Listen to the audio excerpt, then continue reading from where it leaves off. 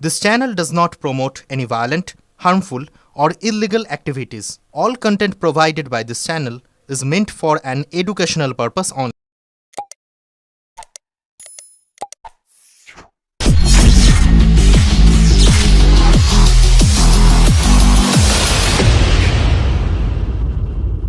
পশ্চিমবাংলায় এই সরকার চাইনি বলে প্রায় 900 কিলোমিটার সীমা এখনো বেড়া ছিল না। মাননীয় গৃহমন্ত্রী অমিত শাহজির বিশেষ প্রয়াসে এখনো প্রায় 200 কিলোমিটার বাকি আছে, বিশেষ করে যেগুলো জল জঙ্গল নদী আছে হয়নি। এর আগে মাননীয় রাজনাথজি আবার এসেছিলেন, বারবার চিঠি লেখার পরেও কাজ হয়নি, টাকা পাঠিয়েছিলেন, রাজ্য সরকার জমি দেয়নি বলে বেড়া লাগেনি। তিনি নিজে নবান্নে এসে মাননীয় মুখ্যমন্ত্রীর সঙ্গে মিটিংও করেছিলেন। তখন মুখ্যমন্ত্রী বললেন যে আমরা জমি দিতে পারবো না, আপনারা জমি কিনে নিন। তো মাননীয় অমিত শাহ গৃহমন্ত্রী হওয়ার পরে নিজের থেকে সেই জমি সংগ্রহ করে পুরো এবং বাংলাদেশের সঙ্গে কথা বলে বেড়া তৈরি কাজ চলছে। যেখানে নাই এখনো সেখানে কিছু কিছু অবৈধ কাজ চলে। ওই জলে জঙ্গলে আমি বহু জায়গায় গিয়ে বিএসএফ এর আউটপোস্টে গেছি, চা খেয়েছি, এলাকা ঘুরে দেখেছি। বসিরহাটের মতো এত দল দল জমির উপর দিয়ে সেখানে পেট্রোলিং করাই সম্ভব হয় না। বা এখানে যে নদীতে নৌকা বিসর্জন হয় দুর্গাপূজা, সে সময় অনুপ্রবেশ হয়, কিছু জটিল জায়গা আছে, সেখান দিয়ে এখন এই ধরনের অবৈধ কাজ হচ্ছে। পুরোপুরি বিএসএফ এর পক্ষে এতটা সম্ভব নয়, এত ফোর্স নেই। রাজ্য সরকার এবং পুলিশের সহযোগিতা না হলে এগুলো বন্ধ করা সম্ভব নয়। তবুও মনে হচ্ছে কেন্দ্র সরকারের যে ইনিশিয়েটিভ খুব তাড়াতাড়ি তার রেজাল্ট আমরা পাবো। যুবসাথী ফর্ম ফিল আপকে কেন্দ্র করে দেখা গেছে যে আরামবাগে আজকে উত্তেজনা হয়েছে, বহু মানুষ অসুস্থ হয়ে পড়েছে, কি বলবেন? পুলিশও তাল সামলাতে পারে। যুবসাথীও কেবল রাজনৈতিক প্রচারের জন্য, কবে টাকা পাবে, কিসের বেসিসে টাকা পাবে, কতজন পাবে কোনো নিশ্চিত নাই। ঠিক যেভাবে লক্ষ্মী ভান্ডারকে নাম করে মহিলাদের লক্ষ লক্ষ সংখ্যায় রাস্তায় নাম করে দেওয়া হয়েছিল, তখনও অনেকে পায়ে চাপে পড়ে মারা গেছিলেন। এটাতে একই ঘটনা, গরমের রোদ্রের মধ্যে সারাদিন দাঁড়িয়ে আছেন ফর্ম ফিল আপ করার জন্য, ভাতা কবে পাবেন কেউ জানে না।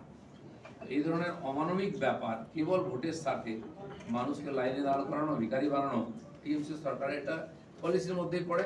ইলেকশন আগে এরকম গিমিট তারা দিয়েই থাকেন, সেই একই ঘটনা দেখছি। ঠিক আছে, হয়ে গেল।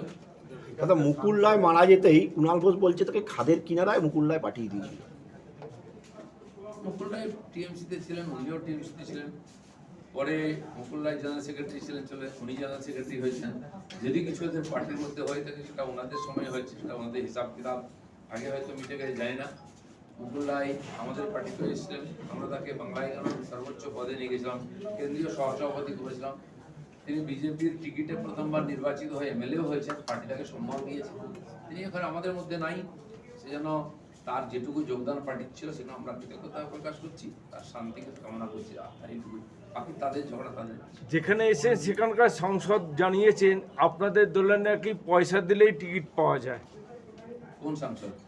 কল্যাণ বন্দ্যোপাধ্যায়। নেবেন টিকিট কি উনি জানলেন? ওনাকে কেউ বলেছে টিকিট দেবে বলে, নাকি ওনার কাছে পয়সা বেশি আছে গরম দেখাচ্ছেন? বিজেপি একমাত্র পার্টি যেখানে কয়েকবার স্ক্যানিং হয় তারপরে টিকিট পায়, যারা পায় তারা জানে। ঠিক আছে, টিএমসি তো হতে পারে টাকা দিয়ে, উনি হয়তো টাকা দিয়েই নেন, বা পার্টিতে বাকিরা পায়। উনি যেটা বলেছেন যে ভোটের আগেই আপনাদের রথ আসে, রথ যত গড়াবে তত নাকি আপনাদের ভোট কমবে। সে দেখা যাক, ভোট তো বেড়েছে এতজন আমাদের। বিজেপির নাম কে নিত? উনি সিপিএমের সঙ্গে লড়াই করতেন, বিজেপি ভয় পাচ্ছেন। এটা তো বিজেপির কর্মীরা লড়াই করেছে। রথ কেন? আমরা যাত্রা, পরিবর্তন যাত্রা করছি, পরিবর্তন আনার জন্যই যাত্রা করছি, কারণ পশ্চিমবাংলার মানুষ পরিবর্তন চাইছে। নির্বাচনের অনেকটা আগেই কেন্দ্রীয় বাহিনী ঢুকছে, সেটা নিয়ে কি বলবেন? ভোট আসার আগে থেকে এখানে হিংসা শুরু হয়, ভয়ের পরিবেশ থাকে। বাংলার মানুষ জিজ্ঞাসা করেন কি দাদা ভোট দিতে পারবো তো? গণনা ঠিক করে হতো, বুথে কি সেন্ট্রাল ফোর্স থাকবে? কারণ এখানকার পুলিশ প্রশাসনের উপরে কারো বিশ্বাস নেই, কারণ তারাই রিগিং করে। আপনারা দেখতে পাচ্ছেন এসআইআর সারা দেশে হয়ে গেল, বাংলা শেষ হচ্ছে না। কে করছে? 1.5 কোটি মানুষকে লাইনে দাঁড় করানোর জন্য নোটিশ পাঠিয়েছে কারা? মমতা ব্যানার্জির কর্মচারী। তাতে সাধারণ মানুষ ভুগছেন, যাদের কোনো কারণ ছিল না, বয়স্করাও ভুগছেন। কারণ কি, প্রায় 50-60 লক্ষ লোক যাদের এখনো ডকুমেন্ট জমা পড়েনি, ভুয়ো ভোটার, তাদেরকে ভোটার লিস্টে রাখার জন্য এই চক্রান্ত করা হচ্ছে, যাতে মাঝখানে এটা বন্ধ হয়ে যাবে ভেরিফিকেশন, তারা ঢুকে পড়ে। নির্বাচন কমিশন ঠিক করেছে যে কোনো বৈধ ভোটার বাদ যাবে না, আর অবৈধ কেউ ভোটার লিস্টে থাকবে না। সেই প্রক্রিয়া করতে গিয়ে এই সরকারের অসহযোগিতা এবং পুলিশের অসহযোগিতার জন্যই এটা লম্বা হচ্ছে। সুপ্রিম কোর্ট বলে দিল ডিজিআইজি এসপিদেরকে যে এসআইআর কেন্দ্রে সুরক্ষা দিন, যেখানে ভেরিফিকেশন হচ্ছে, দেয়নি। আমাদের কর্মীরা মার খেয়ে চলে এসেছেন, সাধারণ মানুষকে কমপ্লেন করতে দেয়নি, গায়ের জোরে করার চেষ্টা করছেন। কেন পশ্চিমবাংলা মানে আইন শৃঙ্খলা সমস্যা, এসআইআরই করতে দিচ্ছে না, ভোট কি করে করতে দেবে? মানুষের ডিমান্ডের জন্য এখানে সেন্ট্রাল ফোর্স এসছে এবং ভোট শেষ হওয়ার পরেও সেন্ট্রাল ফোর্স থাকবে। সিপিএম বলছে এই সেন্ট্রাল ফোর্সকেই মমতা কাজে লাগাবে এবং মুখ্যমন্ত্রী আগের বার ভোট ইয়ে করবে, মানে এই সরকারের হয়ে যাচ্ছে। ওনাদের সময়ে সেন্ট্রাল ফোর্স দিয়ে পিসফুল ভোট হয়েছিল, ওনারা কেন কাজে লাগাতে পারলেন না? 35 কোথাও 33 34 বছর ক্ষমতায় থাকার পরেও এরে ভূত হয়ে গেলেন। সেন্ট্রাল ফোর্সের ভয়টা এখনো ওনাদের যায়নি। তো সেন্ট্রাল ফোর্সকে মমতা ব্যানার্জি গালাগালি দিচ্ছেন, তিনি আর্মিকেও গালাগালি দেন, সেন্ট্রাল গভর্নমেন্টকেও দেন, ওনার ইচ্ছা। কিন্তু ভারতবর্ষের সংবিধান, নির্বাচন কমিশন এবং নির্বাচন কমিশন কেন্দ্রীয় সরকার রাজ্য সরকারের সহযোগিতা নিয়ে নিরপেক্ষ এখানে ইলেকশন করায়। সেজন্য সেন্ট্রালের কাছ থেকে সেন্ট্রাল ফোর্স চেয়েছে, এখানে পুলিশ চায়, অন্য রাজ্যের পুলিশ নিয়ে এসে কম করলে নির্বাচন কমিশন দেখবে, বিশ্বাস রাখা উচিত। কোর্টে যেতে হয় চাকরি বাঁচাতে, চাকরি নিতে, ডিএ পেতে বা অন্যান্য যা পুজো, দুর্গা পূজা করতে, বিসর্জন দিতে।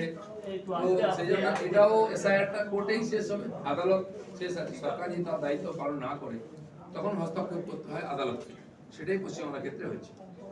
নির্বাচনের আগে বেশ কিছু নেতাকে এদিক এসিবি ওসিবি করতে হয়, এবারেও তৃণমূলে গেছে। তৃণমূলে কি মানে এটা কি ঢেউ? আয়ারাম গায়ারাম আমাদের রাজনীতির অঙ্গ। নির্বাচন এলে যেদিকে দাঁড়িপাল্লা ভারী থাকে সেদিকে যান, বা টিকিট পাওয়ার ইচ্ছা পেলেন না ওদিকে যান, চলতেই থাকে। গতবারে ব্যাপক হয়েছিল, প্রত্যেকবারেই হয়।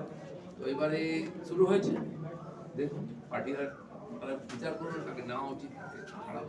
কালকে সাংসদ কল্যাণ বন্দ্যোপাধ্যায় বললেন বিজেপির দিকে 1400 থেকে 1500 কেন্দ্রীয় বাহিনীর লোক আছে, কিন্তু তৃণমূলের দিকে 10 কোটি সাধারণ জনগণ আছে, কি বলবেন? এখানে ভাবছেন 10 কোটি জনগণ ওনার দিকে আছে, তাহলে বিজেপি বিরোধী দল হলো কি করে? ওই ভূমিটা ছাড়ুন, বিদায়ের পালা এসে গেছে, বুঝতে পারেন জনগণ কার দিকে আছে। ভোট তারপরে যখন গণা হবে তখন বুঝতে পারবেন, ততদিন পর্যন্ত স্বপ্ন দেখুন।